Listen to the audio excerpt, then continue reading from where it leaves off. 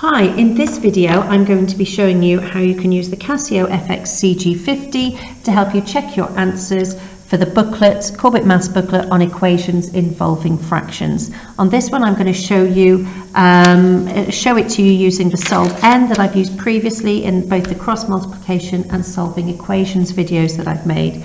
Firstly, turn my calculator on. Quite often you might be in this main screen, so it's the run matrix that I'm in at the moment, where it looks like your normal calculator as you might view it. And then I'm just going to go back, use that exit button. Remember, if you want to go back to the main screen, this is what it would normally look like. Everything above is what I've done in these previous videos, and the sequence of buttons is option, calculate, solve to find a number. And students very quickly get used to that. I even include it in cold calling opportunities in the classroom to check that students can just repeat back to me the sequence of buttons they need to press when they're doing this. So let's turn over. Some of these questions are very similar to the cross multiplication booklet, but I will do a first one just in case you haven't seen that. So with the solve n, I have a fraction here, so I use my fraction button like on other Casio calculators. The variable button I'm going to be using all the time is here, x theta t. So regardless of what the letter is in the equation, I'm always using the letter x on my screen. X over 4, use my cursor to move between the numerator and denominator and also to come out of that fraction. And then shift equals 8. I need to close that bracket so the calculator knows that I've finished what I want to do there. Execute, my equals button is what I push next. Exit is just reminding you there may be some complex number solutions, or like with sine, cosine and tangent, potentially an infinite number of solutions if you haven't set a limit to that.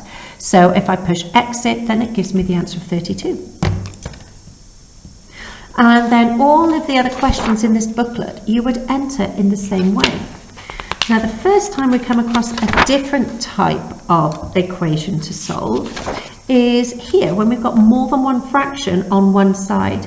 And I just wanted to demonstrate to you that it works in exactly the same way. Solve n, I put my fraction in for my first one. Doesn't matter that the letter there is W, I'm going to use x plus 7, use my cursor button to move around and between, another fraction button 3, x plus 1 over 2, come out of that fraction, shift equals, and then negative 3. For the negative, I have used that button down there just to make sure that it treats it appropriately. Closed bracket here, execute, exit, and it solves that for me as before. Now we know that this doesn't secure the method marks, but it's a way of boosting students' confidence in checking that they've got the right answer. And if they haven't, then they can go back through. Looking at the other questions in this booklet, they are very much the same as that.